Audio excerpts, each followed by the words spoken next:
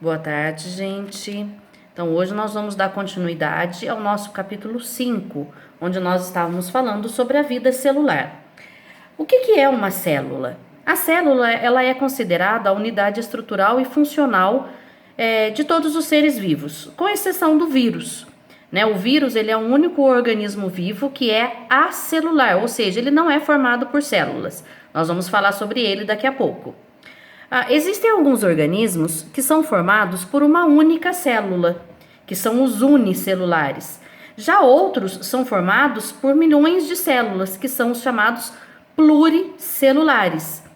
Para vocês terem uma ideia, nós seres humanos possuímos cerca de 100 trilhões de células dentro do nosso corpo. É exatamente no núcleo dessas células do nosso corpo que encontra o nosso DNA, o nosso material genético. Tá? Então as células elas são sem dúvidas aí muito importantes para todos os seres vivos.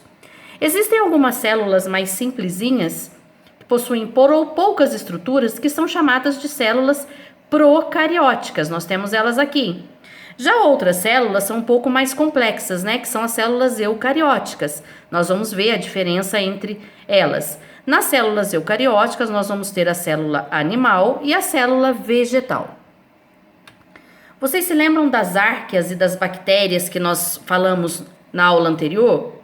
As bactérias, elas, e junto com as árqueas, elas são seres vivos que têm uma organização celular muito simples, né, se comparada aos outros seres vivos.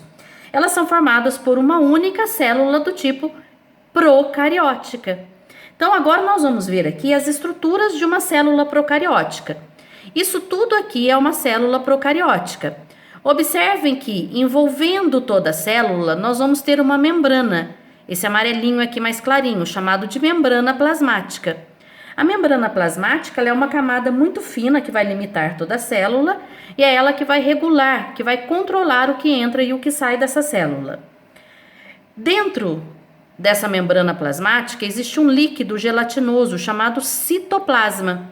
Então, o citoplasma é um líquido formado principalmente por água e algumas substâncias aí que estão dissolvidas nele, mas é ele que vai preencher toda a célula. Dentro desse citoplasma aí, mergulhado nesse líquido chamado citoplasma, nós vamos ter as organelas citoplasmáticas. O que é uma organela? É como se fossem pequenos órgãos dentro da célula. Observem que a célula procariótica ela possui pouquíssimas organelas. Ela possui apenas ribossomos, que são essas bolinhas aqui. Então, os ribossomos são organelas que produzem proteína, são responsáveis pela síntese de proteína. E dentro desse citoplasma também nós vamos encontrar o nucleóide, que nada mais é do que o DNA da célula. O DNA, que é o ácido desoxirribonucleico, é o material genético. É esse DNA que vai controlar o funcionamento e a reprodução da célula. Na verdade, é esse DNA que manda na célula toda. Tá? Então, na célula procariótica, nós vamos encontrar ribossomos e o nucleóide. Externamente, né, pro lado de fora aqui da membrana plasmática, nós temos a parede celular e a cápsula. Tanto a parede celular como a cápsula, além de dar essa forma à célula procariótica, elas também protegem a célula.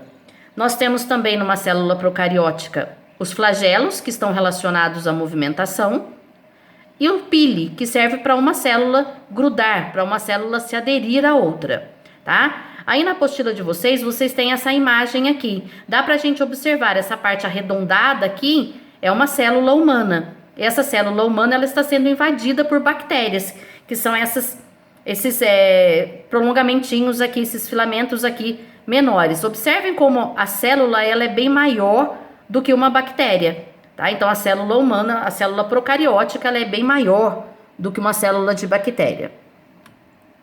Aqui dá para nós vermos alguns exemplos de bactérias. Aqui nós temos essas bactérias aí em forma de filamentos, chamadas Vibrio cholerae, que são causadores da doença cólera. Aqui do lado nós temos os lactobacilos, que são bactérias em forma de bastonetes, que são encontradas no leite de várias espécies animais. Eles que fazem a fermentação do leite, tá? Para vocês terem ideia, no Yakult nós temos aí os chamados lactobacilos vivos, né? Dá pra gente ver isso em laboratório, numa lâmina, lá no microscópio, é muito legal. Aqui ao lado nós temos as cianobactérias, também conhecidas como algas azuis. Essas cianobactérias, elas são responsáveis por liberar o oxigênio no ambiente, né? Porque elas fazem fotossíntese. Então elas são muito importantes para o ambiente. E aqui ao lado nós temos bactérias esféricas de uma espécie que habita a superfície da nossa pele. Quando nós falamos em bactérias, nós temos o hábito de achar que as bactérias são prejudiciais, que elas são ruins para o organismo.